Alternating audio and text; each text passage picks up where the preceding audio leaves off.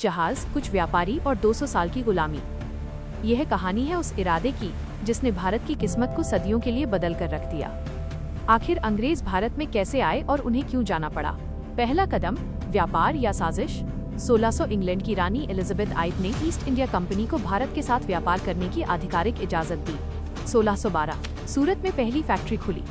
शुरुआत सिर्फ मसाले, रेशम और कपड़ों के व्यापार से हुई थी। सत्ता की भूख। धीरे धीरे कंपनी की नीयत बदली। वे केवल मुनाफा नहीं बल्कि जमीन और सत्ता भी चाहते थे। 1757 प्लासी का युद्ध, बंगाल के नवाब की हार हुई और यहीं से अंग्रेजों के असली राज की नींव पड़ी। 1764 बक्सर का युद्ध, इस जीत ने पूरे उत्तर भारत पर कंपनी की पकड़ मजबूत कर दी। अब व्यापारी शासक बन चुके थे। 1857 विद्रोह की पहली चिंगारी। भारतीय सैनिकों और राजाओं ने मिलकर अंग्रेजों के खिलाफ बिगुल फूंका, जिसे 1857 का विद्रोह कहा जाता है। नतीजा, हालांकि ये सैन्य रूप से सफल नहीं रहा, लेकिन इसने ब्रिटिश साम्राज्य की जड़ें हिला दी। 1858 में कंपनी का शासन खत्म हुआ और भारत की कमान सीधे ब्रिटिश क्राउन राज के हाथ में आ गई। आजादी की आंधी।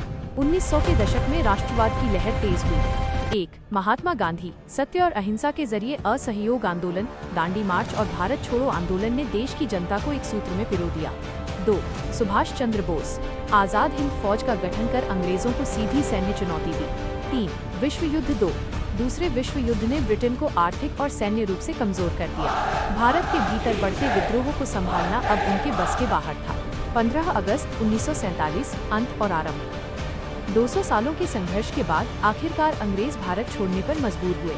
हालांकि जाते जाते देश का बंटवारा हुआ और भारत व पाकिस्तान नाम के दो अलग राष्ट्र अस्तित्व में आए। उपसंहार, आउटरो। वे व्यापार के बहाने आए, राजनीति में घुसे और सत्ता पर कब्जा कर लिया। लेकिन जब एक पूरा राष्ट्र जाग उठा तो दुनिया के सबसे बड़े साम्राज्य को भी झुकना पड़ा। क्या आप चाहते